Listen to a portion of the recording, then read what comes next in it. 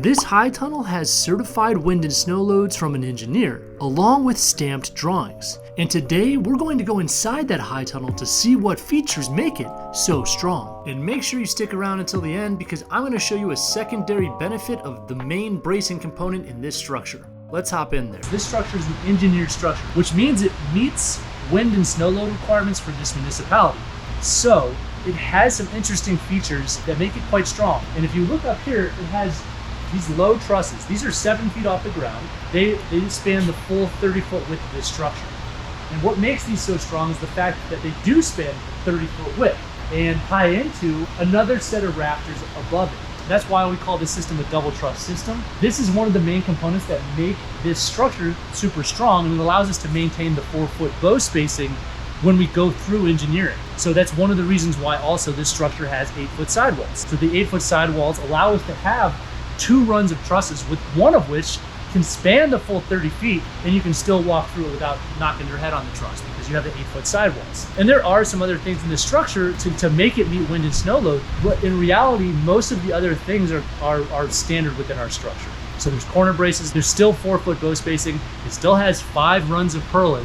So the main difference for this specific municipality to hit wind and snow were the higher sidewalls, which allowed us to fit these double trusses in here. It does give you a tall structure. The cons of a taller structure is it might be a little harder to install. It does catch wind a little easier because it's higher, but the pros of a taller structure is you might have a more regulated internal environment. It's a larger air volume. So when you heat up a larger air volume, it takes longer for that heat to dissipate. So these make structures super strong and also creates expansive options for trellising. This is one of the options that's available to anyone that gets a double truss system where one of the trusses spans almost the full width of the structure. It really allows you to trellis all the way up to the sidewall. Now we need to talk about how this type of structure configuration may work for other municipalities that required engineer stamped drawings. While this structure does have 4-foot bow spacing and it does hit wind and snow load requirements for this municipality, it is worth stating that bow spacing requirements and or other configuration needs could change from one municipality to another. For example, this is another structure we went through engineering for in a different municipality with more stringent wind and snow load requirements. And while the majority of the configuration is the same as the structure we've been showing you in this video, it is worth noting that the bow spacing on this structure is 3 feet instead of 4 feet, which makes it a little bit stronger. The vast majority of our high tunnel customers don't require stamped drawings for their project, but we do help a handful of customers every year go through the engineering process in order to get stamped drawings with certified wind and snow loads for their high tunnel. That being said, this structure configuration is available to any of our customers, whether they plan on going through the engineering or not. It's just a really strong high tunnel configuration. If you're interested in this configuration or any of our high tunnel packages, please don't hesitate to contact us for a free quote, discuss all of our customization options, and to talk through your project. Thanks for watching.